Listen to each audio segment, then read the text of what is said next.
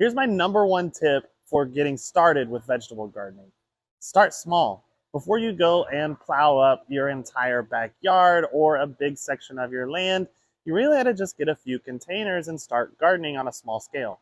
So, what's a container? A container is anything that will contain some soil, which would contain the roots of your plants. So, it could be something fancy and cute, like this rolling planter that where you can plant plants along the side and on the top.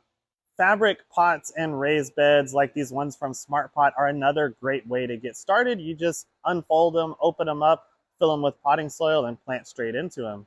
Or go to your local nursery and see if they will sell you used nursery pots or tree containers. I love growing veggies in these. Now, why start small? It's because I don't want you to get overwhelmed. Large gardens take a lot of work because there's a lot to water, there's a lot to fertilize, and there's going to be a lot of weeds to pull. And it's really easy to just get overwhelmed and discouraged, especially when you're new to gardening. Start small, learn the basics, get hooked on it, and then start growing bigger each year.